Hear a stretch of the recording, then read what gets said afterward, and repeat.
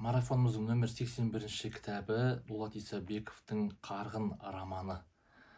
«Қарғын» романы сондай бір нәзік, осы қазіргі өмірдегі жастардың сезімі, өзара қарым-қатынасы сияқты көптеген факторларды қалыптастырған сондай бір қарапайым, жеңіл роман.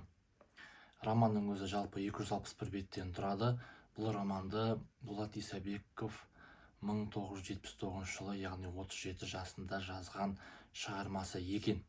Енді қысқаша Дулат Исабековқа келетін болсақ, ол кісі 1942 жылы 20 желтоқсанда қазіргі Түркістан облысының Арыс ауданында дүниеге келген, және ол кісі осы таяуда ғана, яғни 21 ақпанда, осы ағымдағы жылдың 21 ақпанда дүниеден өткен хас қаламгеріміз, білікті жазушымыз, көрнекті драматургымыз. Енді Дулат Исабековтың өзі жалпы 82 жасында қайтыс болды, және бір айта кететіні, соның алдында ғана қайтыс болған Мұхтар Мағауин тағы да бір ірі жазушымызбен өзара өкпе назға толы хаттар жазысып, бір-біріменен татуласпай кетті десе де, екеуі де ұлы жазушымыз екені анық. Енді бұл шығармаға келетін болсақ, бұл «Қарғын» романы, қарғын деген сөздің мағынасы сондай бір көп судың лезде лып етіп ағуы, яғни қарғын судың жаңа қазіргі кезең өтіп жатыр ғой, көктем кезінде, сондай бір қарғын, сезімдегі қарғын.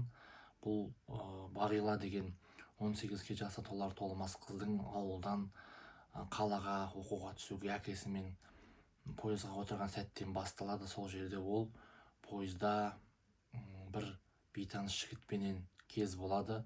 Сол бейтаныс жігіт кейін осы Бағиланың тағдырына үлкен рөл атқарған Жасын деген жазушы жігіт болып шығады.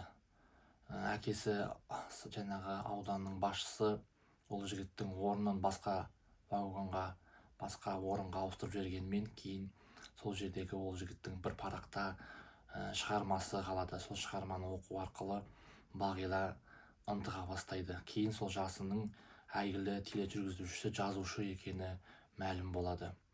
Осылайша әкесі Қаратай Исаевич Бағиланы өзінің немерелес ағасының үйіне, Сәргелдің үйіне әкеп тұрғызады, оқуға түсіртеді, тарих факультетіне түседі. Сөйтіп күндердің күні жаңағы Жасынмен тағы да таксида кездесіп қалады. Солайша өзара махаббаттар оты пайда болады. Жасынның ол кезде жасы 30-дағы кезі, үйленген, 2 баласы бар десе де, 18-дегі жасы бар Бағиланың ол Жасынменен жаңағы сезім қарым-қатынасында болуға бөгет болмайды. Осылайша жаңағы әкесінің немерелес ағасы Сәргелдің екінші әйелі Малике, өздері өзара ат қойғыш Малике сурет секілді әдемісінде Бағилаға Сур деп қояды, оған Маликеге Лике деп қояды Бағила. Күйеуін Сәргелді Сэр дейді. Сол сияқты сондай лақабат қойғыш Малике жаңағы Бағиламенен сондай бір жан құрбыдай болып кетеді. Сөйтіп өзара бір ренжісіп, бір татуласып, осы Жасынменен арасындағы философиялық терең қарым-қатынаста жүрген Малике ең соңында Қырым жағалауына барып демалуға барғанда қатты науқас болып ауруханаға түседі. Қасында болған Малике Жасынға хабарласып Қырымға келуін өтінеді. Жасын келеді Қырымға, бірақ кітаптың, романның соңында түсінуіміз, әрине Жасынменен Бағила қосылмайды. Және сол ауруханадан шыққан бетте Жасынды шығарып тастамақ болып Маликенің өзінің де 30-дағы кезі, 30-ға толар толмас жасы, жас күйеуінен әлдеқайда. Оның да осы Жасынға кетер емес екендігі, өзара жастық балауса сезімі бар екені білініп қояды. Сондай бір қарапайым роман, бірақ сондай нәзік, сондай бір әсем, көркем түрде жазған роман.